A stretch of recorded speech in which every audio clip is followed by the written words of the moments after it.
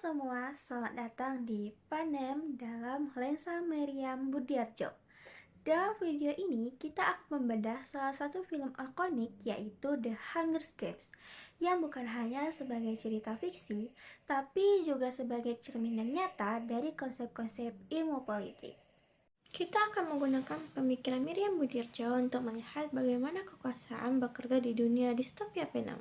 Siapa sangka film ini kayak akan pelajaran tentang bagaimana rakyat berpartisipasi atau dipaksa berpartisipasi dalam politik. Dan bagaimana lembaga-lembaga politik membentuk sistemnya. Serta bagaimana budaya politik bisa berubah dan memicu revolusi. Langsung saja kita mulai. Pertama, kita akan bahas tentang kebijakan umum. Menurut Meriam Budiarjo, kebijakan umum adalah keputusan yang diambil untuk mencapai tujuan tertentu. Di Vietnam, The Hunger Games itu sendiri adalah kebijakan umum yang paling brutal dan kapital. Tujuannya apa? Sangat jelas, seperti menjaga kekuasaan kapital dan menekankan potensi pemberontakan di distrik-distrik. Kapital ingin distrik-distrik selalu ingat siapa yang berkuasa dan apa konsekuensi pemberontakan di masa lalu. Dan caranya mengorbankan 2 remaja dari setiap distrik dalam pertarungan hidup mati setiap tahun. Kebijakan ini adalah alat teror politik yang kejam.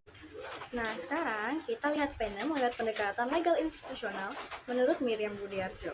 Lembaga politik paling dominan di Vietnam itu jelas Capitol. Tentu saja, pusat kekuasaan. Capitol adalah pusat kekuasaan yang memegang semua otoritas, membuat, menjalankan, dan mengawasi kebijakan. Distrik-distrik, mereka cuma pembelaksana dan pemasok kebutuhan. Jadi, kekuasaan sepenuhnya terpusat di satu pihak. Undang-undangnya ada Treaty of Treason yang menjadi dasar legal The Hunger Games. Ini bukan undang-undang yang adil, melainkan alat represesi untuk membenarkan kekerasan Capitol.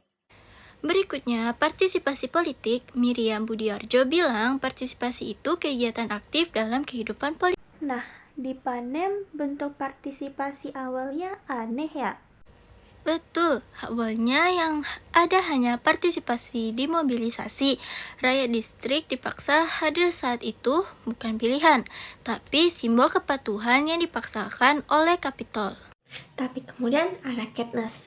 Tindakannya dari jadi tribut sukarela sampai menentang peraturan games. Itu adalah percikan partisipasi politik otonom atau non-konvensional. Tepat sekali. Dari sana, muncul pemberontakan di distrik-distrik.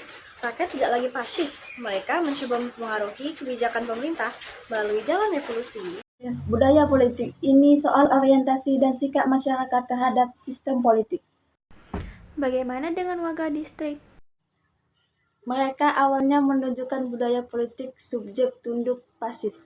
Dan yang paling penting, hidup dalam ketakutan yang mendalam terhadap Capitol. Mereka tahu siapa penguasa tapi tak bisa berbuat banyak.